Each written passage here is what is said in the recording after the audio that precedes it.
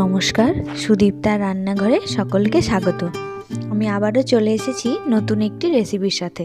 আজকে বানাবো fried rice. তো চলুন ভিডিওটি শুরু করা যাক। তো এখানে আমি নিয়েছি গাজর, ক্যাপসিকাম, বিনস আর কাঁচা লঙ্কা। তো কড়াইয়ে দিয়ে দিলাম 4 টেবিল চামচ মতো সাদা তেল, দিয়ে দেবো সামান্য লবণ।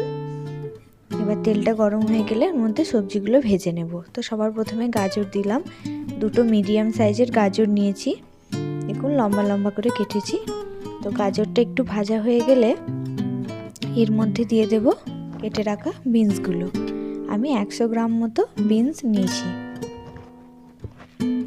তো গাজর আর বিনস একটু ভাজা ভাজা করে নিয়ে এর মধ্যে দিয়ে দেব ক্যাপসিকাম। একটা ছোট সাইজের ক্যাপসিকাম নিয়েছি আর দুটো চেরা কাঁচা লঙ্কা। তো ক্যাপসিকামটা খুব তাড়াতাড়ি ভাজা হয়ে যায়, তাই ওটা একটু পরেই দিয়েই ভাজবো। আর দিলাম পরিমাণ মতো লবণ। তো সব কিছু দিয়ে ভালো করে একটু ভেজে নেব।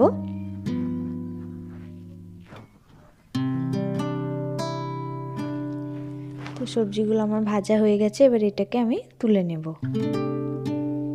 এবার বেঁচে যাওয়া তেলের মধ্যে ভেজে নেব পনিরের টুকরোগুলো। তো এখানে 50 গ্রাম মতো পনির আমি কিউব আকারে কেটে নিয়েছি ছোট ছোট করে, দিয়ে এগুলো ভেজে নেব। ফ্রাইড রাইসের মধ্যে পনির দিলে বেশ ভালোই লাগে। আর এটাকে খুব বেশি ভাজবো না, যেহেতু আমি ফ্রাইড রাইসে দেব। আর আপনারা চাইলে এর মধ্যে ফুলকপিও দিতে পারেন। তো এটা তোলা হয়ে গেছে। এবার দিলাম কাজু আর কিশমিশ। তো কিশমিশটা আর কাজুটা খুব বেশি ভাজবো না, কিশমিশটা ফুলে যাওয়া অবধি অপেক্ষা করব, তারপর এটাকে তুলে নেব। তো দেখুন এটা হয়ে গেছে, এবার এটাকে তুলে নিলাম। এবার আমি ভাতটা রান্না করব। তো দিয়ে দিয়েছি জল, তার মধ্যে দিলাম এলাচ, দারচিনি, একটা তেজপাতা আর একটু সাদা তেল। তো সাদা তেল দিলে হবে এটা চালটা একটার সঙ্গে একটা লেগে যাবে না, ভাতটা ঝুরঝুরে হবে। আর দিলাম স্বাদ মতো লবণ। এখানে আমি 500 গ্রাম মতো বাসমতি চাল নিয়েছি। তো চালটাকে খুব ভালো করে ধুয়ে নেব।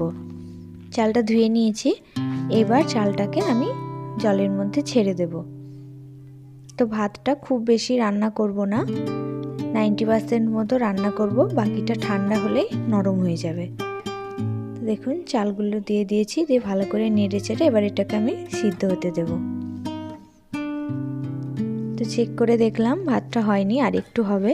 এখানে ভাতটা বেশি গলে গেলে ফ্রাইড রাইসটা ঝুরঝুরে হবে না, চ্যাটচেটে হয়ে যাবে।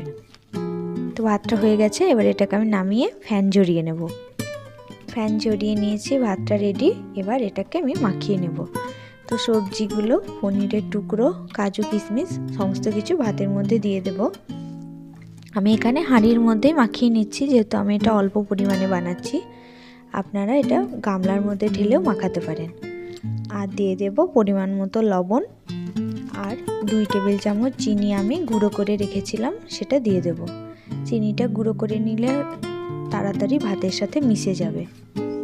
আর গোটা থাকলে অনেক সময় মুখে পড়ে, গলে না, সেক্ষেত্রে খেতে ভালো লাগে না। তাই যাতে ঠিকঠাকভাবে মেশে, তাই আমি গুঁড়ো করে নিয়েছি। আর দিয়ে দেব 1 টিস্পুন মতো বিরিয়ানি মশলা আর 1 টিস্পুন গরম মশলা। আর দেব 2 টেবিল চামচ মতো ঘি। আপনারা এখানে ভাজা মশলাও ব্যবহার করতে পারেন, সেক্ষেত্রে গোটা গরম মশলা কড়াইয়ে নেড়ে নিয়ে সেটাকে গুঁড়ো করেও দিতে পারেন। তো দেখুন সব কিছু দেওয়া হয়ে গেছে। এবার এটাকে আমি খুব ভালোভাবে মাখিয়ে নেব।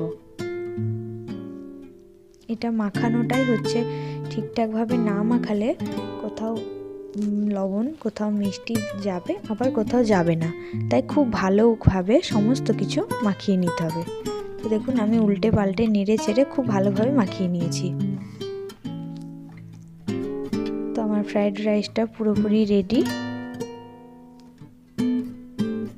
এবার এটাকে আমি প্লেটে ঢেলে দেখাবো।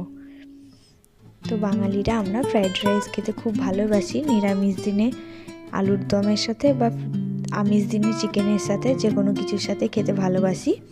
তো দেখুন আমি এটা নামিয়ে নিয়েছি। একদম ঝুরঝুরে ফ্রাইড রাইস চিকেন কষার সাথে একদম জমে যাবে। তো ভিডিওটি কেমন লাগলো জানাবেন। ভিডিওটি লাইক, কমেন্ট, শেয়ার আর চ্যানেলটিকে সাবস্ক্রাইব করার অনুরোধ রইল। দেখা হবে অন্য ভিডিওতে। ধন্যবাদ।